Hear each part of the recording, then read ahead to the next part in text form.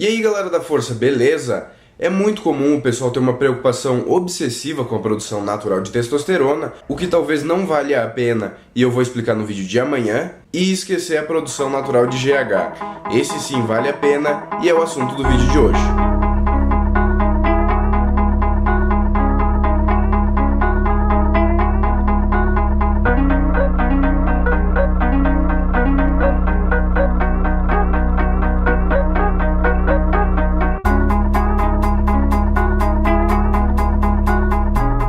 Já dando um spoiler do vídeo de amanhã, talvez não valha a pena pelas quantidades. Enquanto nos métodos de aumento da produção natural de testosterona a gente fala em 10, 20, 30% e normalmente já dentro daquele limite estabelecido como natural, que é de 50 a 70 mg por semana, no GH a gente tem registros de aumentos de 50 vezes, ou seja, 5.000%. Fisiculturistas que normalmente fazem uso exógeno de GH utilizam de 4 a 6 UI diariamente, alguns utilizam um pouco mais, é claro. Um adulto saudável, normal, produz 1,2 UI por dia e um adolescente 2,1.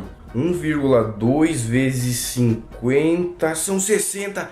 Caramba, vou virar o Ronnie Coleman aqui, ó, já tô até sentindo os resultados. Calma, o que acontece é o seguinte, o GH é produzido em pulsos, ou seja, produz um pouquinho, dá um tempo, produz outro pouquinho, dá outro tempo. Esse aumento de 50 vezes foi registrado em um desses pulsos, não no contexto inteiro. Até porque isso provavelmente mataria a pessoa, ou no caso o rato, já que esse número foi obtido aí em um estudo científico e não foi através desses métodos comuns que eu vou passar aqui, foi através da infusão direta de substâncias. Injetaram nesse rato então para ter esse resultado TRH, GHRH, que é o hormônio que libera o GH, e arginina, que é a primeira dica que eu vou dar então nesse vídeo de hoje. A arginina, quando combinada com esses dois hormônios, age como inibidor da somatostatina, que é a substância responsável por inibir a produção de mais GH. Então, a arginina sozinha não vai ter o efeito sobre a produção de GH, mas em combinação com outros fatores, sim. Tá, mas eu tô olhando aqui, esse suplemento de arginina é muito caro. Tu disse que era sem suplemento, seu filho da... Calma. Sim, de fato, normalmente a gente vê falar de arginina em forma de suplementação isolada e com um custo que para alguns é acessível, para outros nem tanto.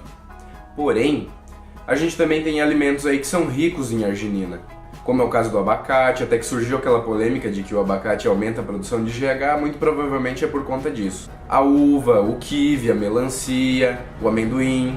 Então são alguns alimentos simples que a gente consegue colocar na nossa dieta tranquilamente, sem gastar muito mais, e que podem fazer alguma diferença. Já que eu estou falando de substâncias, então a próxima dica aí na produção natural de GH é o zinco. O zinco também é uma questão tanto quanto parecida com a arginina. Tu ingerir um monte de zinco não vai levar teu GH lá nas alturas.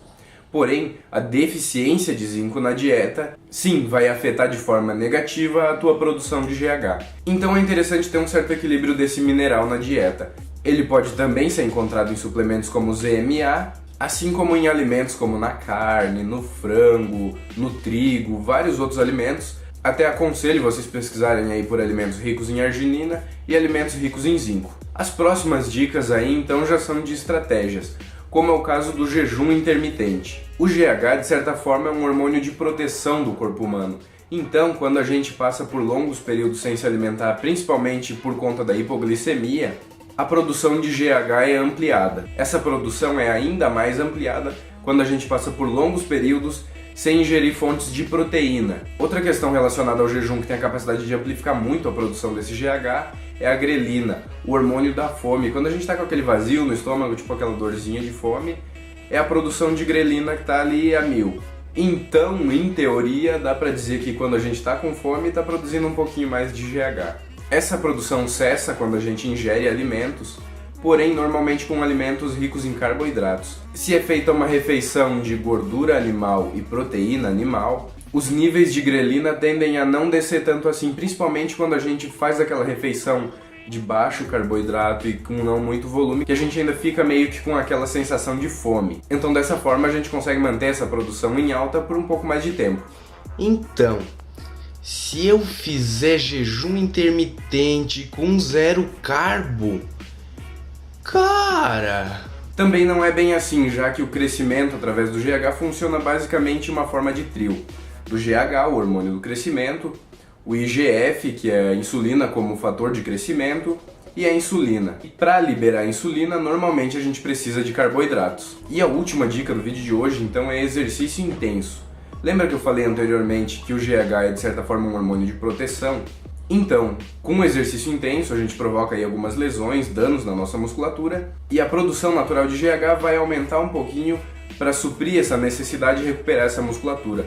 É muito comum em pessoas que sofrem acidente, quebram um osso, perdem parte do músculo, que a produção de GH deles vá lá para cima para aumentar um pouco essa velocidade de recuperação. E uma dica bônus, então, é a questão do sono, como eu expliquei no vídeo anterior e que vai estar aqui nos cards aqui em cima também para quem quiser assistir.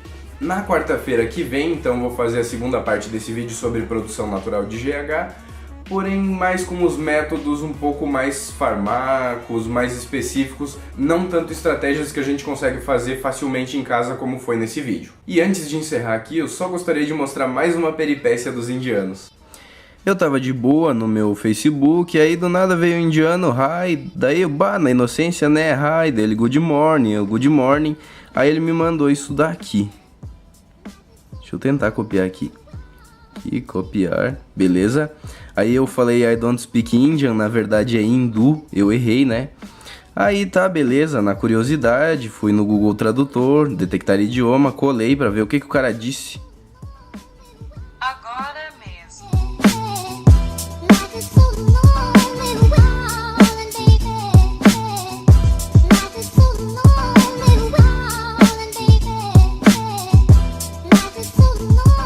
O que se passa na cabeça desses indianos, cara? Eu já tô quase parando de estudar sobre a produção natural de GH para ir procurar como é que funciona a cabeça desses caras. E o vídeo de hoje é esse aí, quem gostou, deixa aquele joinha e se inscreva no canal. Valeu!